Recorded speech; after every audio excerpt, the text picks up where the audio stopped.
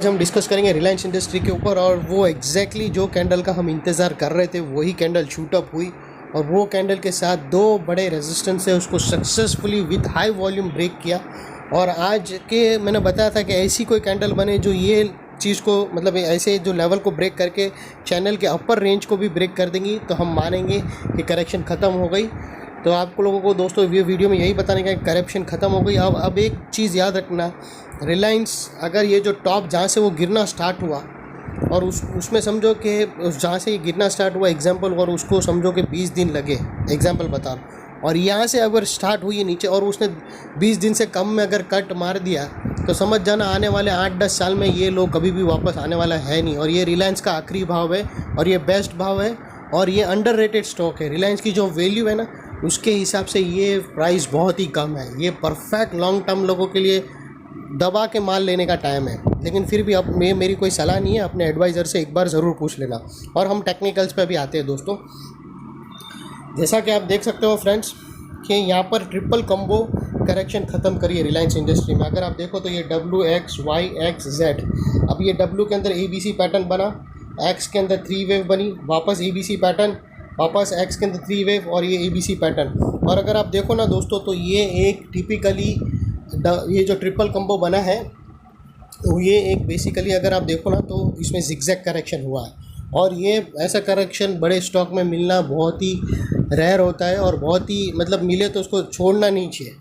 अभी दोस्तों जैसा कि मैंने बताया था कि ये दो लेवल थे, आज ये दोनों लेवल अच्छी तरह से निकल गए। जो फर्स्ट था ये और सेकंड उसके बाद ऊपर वाला था जो कि 2290 और 2312, ये दोनों लेवल निकल गए।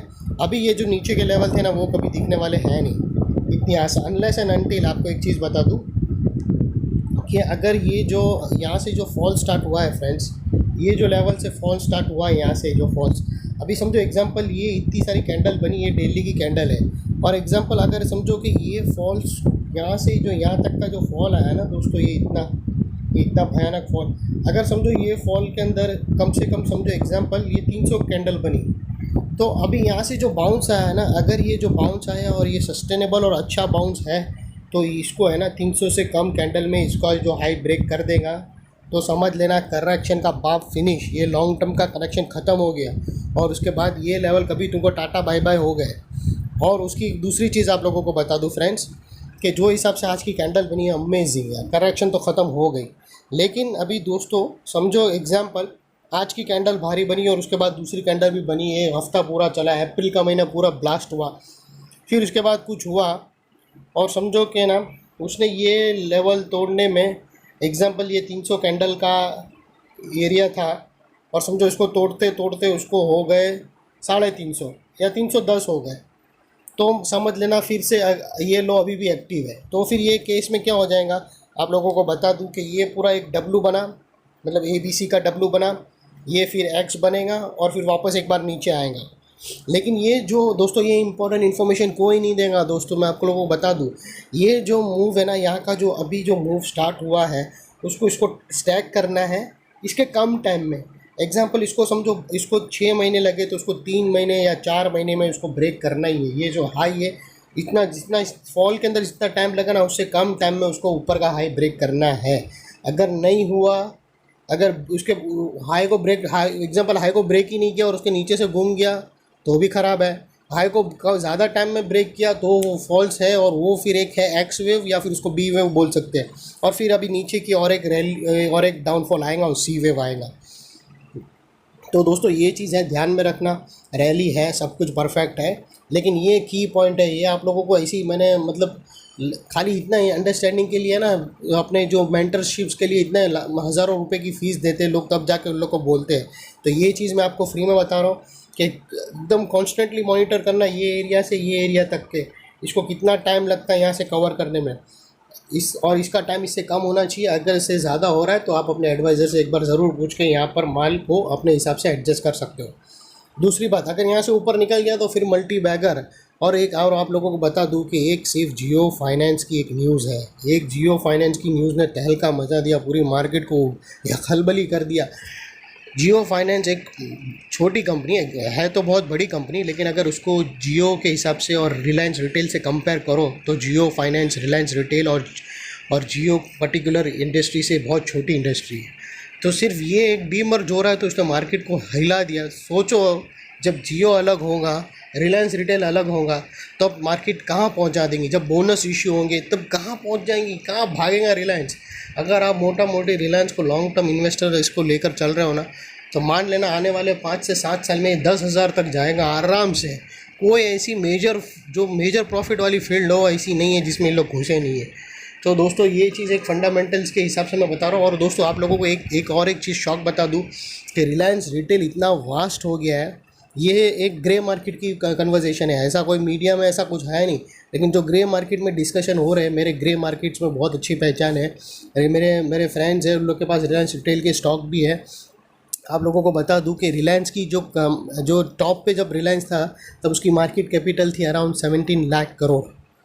तो दोस्तों अगर उसमें 17 लाख करोड़ के अंदर सारी इंडस्ट्री आ गई, रिलायंस रिटेल आ गई, रिलायंस रिटेल के अंदर जितनी कंपनियां वो आ गई, जियो आ गई, जियो के अंदर कितनी कंपनी वो आ गई, ऑयल टू केमिकल बिजनेस आ गया, जो न्यू एनर्जी बिजनेस है उसके अंदर कितनी कंपनियां वो सारी आ गई।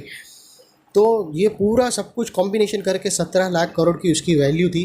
और ग्रे मार्केट में अभी डिस्कशन हो रहा है कि रिलायंस रिटेल जो इतना एक्सपांड हो गया, इतना वास्ट हो गया, इतनी कंपनी के साथ टाई अप किया है, उन लोग ने इतने उन लोग ने एक्वायर किए मॉल्स को और ये सब को, तो मार्केट में ये डिस्कशन कर रहा है कि खाली रिलायंस रिटेल अकेले की वैल्यू है ना 18 से 19 लाख करोड़ है। तो 17 लाख करोड़ अभी खाली रिलायंस की वैल्यू है, उससे कई गुना ज़्यादा सिर्फ एक रिलायंस रिटेल की है। दोस्तों ये सिर्फ ग्रे मार्केट का डिस्कशन चल रहा है, जो ग्रे मार्केट में रिलायंस रिटेल के शेयर रहते। तो ये एक बहुत बड़ी ब्रेकिंग न्यूज़ है। आप जब रिलायंस रिटेल अलग होगा ना, मतलब सोच लो कि क्या हालत होगी। अब एक जो बच्चा है ना वो बाप जितना हो गया है, रिलायंस रिटेल जो जिसकी वैल्यू है ना अब वो रिलायंस जितनी हो गई है। तो जब वो डीमर्ज होगा तब रिलायंस की वैल्यू डबल हो जाएगी, शेयर होल्डर की वैल्यू डबल हो जाएगी।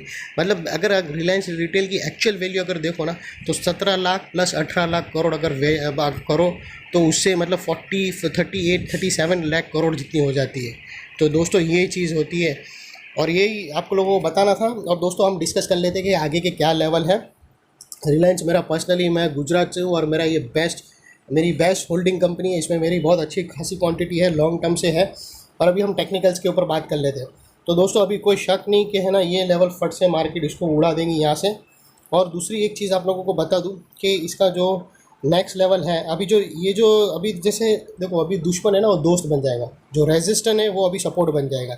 तो अभी उसका जो अभी जब भी फॉल करेगा ना तो उसका जो पहला सपोर्ट आएगा वो 2312 आएगा, और उसके बाद जो सेकंड सपोर्ट आएगा वो आएगा 2294। तो इसीलिए ये लेवल को निकालने के कोई मतलब नहीं, ये लेवल अभी भी एक्टिव है, लेकिन अभी वो सपोर्ट की तरह काम करेंगे। नीचे का लेवल है फिलहाल अभी इसकी ज़रूरत नहीं है, तो इसको हम निकाल देते हैं और हम आगे ऊपर जो रेजिस्टेंस है उसके बारे में डिस्कस करेंगे। तो दोस्तों अगर ऊपर के लेवल में अगर हम बात करें तो अभी जो फर्स्ट रेजिस्टेंस आएगा वो अप्रॉक्सीमेटली अराउंड 2312 के आसपास आएगा, 2314 पे आएगा। और एक्चुअली और देखो 2314 पे एक स्ट्रॉन्ग रेजिस्टेंस है। और आप लोगों को ये भी बता दूं कि ये जो पूरा फॉल है, ये जो एंटायर फॉल है, ये एंटायर फॉल का इसका 38.2% रेशियो है।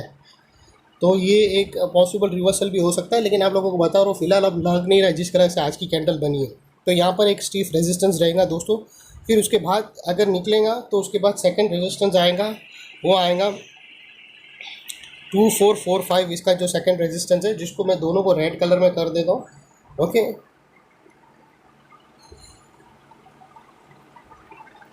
फ्रेंड्स ये दो चीज़ हो गई आगे के। और उसके बाद एक दूसरा रेजिस्टेंस है वो भी आ सकता है, लेकिन फ़िलहाल उसका ये जो है ना 2542, ये जो मैंने लाइन मार्क कर दी है वो बेसिकली 61.8% ऑफ दिस फॉल है।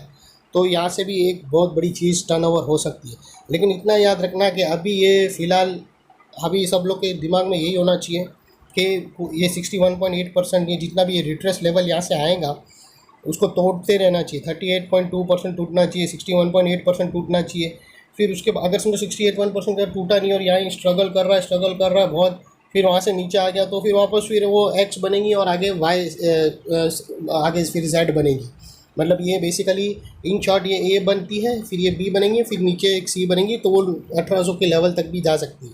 लेकिन जब तक इसकी बाइंग स्ट्रॉन्ग है तब तक कुछ होने वाला नहीं है। और आज की जो कैंडल आई है उसने, देखो दोस्तों ये जो है ना इतनी कैंडल का जमावड़ा है ना, मतलब अराउंड 7 से 8 कैंडल का जो, मतलब 7 से 8 कैंडल का जो रेंज था ना, वो उसने ये एक ही कैंडल में तोड़ दिया।